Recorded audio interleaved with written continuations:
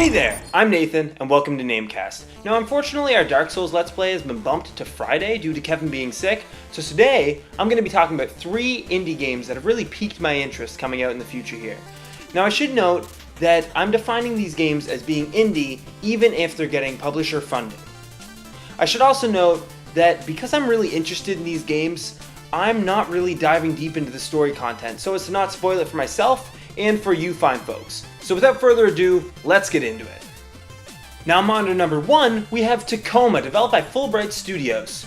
You may know them from Gone Home, a very popular game that I talked about quite a bit, kind of a walking simulator, and a game that I really didn't expect to hit me as hard as it did. Even after I knew all the spoilers and everything like that, I played it years later, and I didn't expect this game to resonate with me in such a way, so I really have a lot of faith that the studio is going to do well with this game. All I know is that it's on an interlunar space transport system, and it's in space.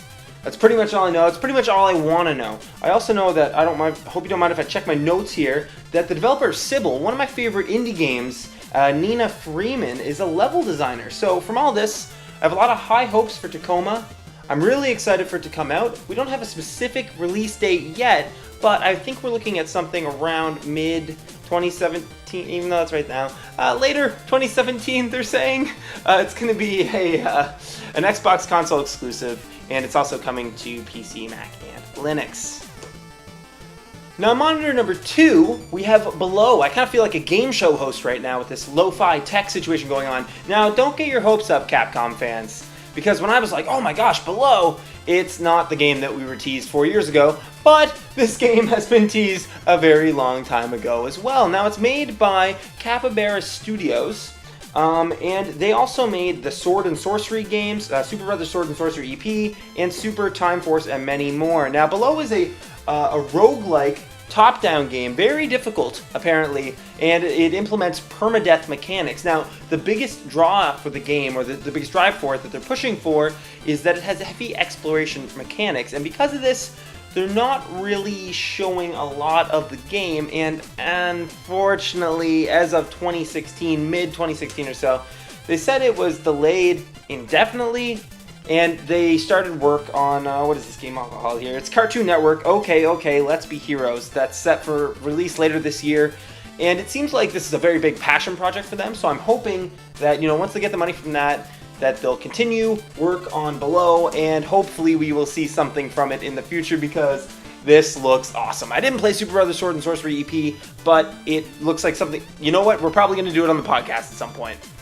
And finally, on monitor number 3 here, we've got Knights and Bikes. Now, if you're like me, you like Costume Quest. I know you do. And this will just get you jazzed. It's so Costume Quest-like. You play as one of 2 kids, and it's a multiplayer game. And, there's knights that you're fighting, and you're riding bikes around.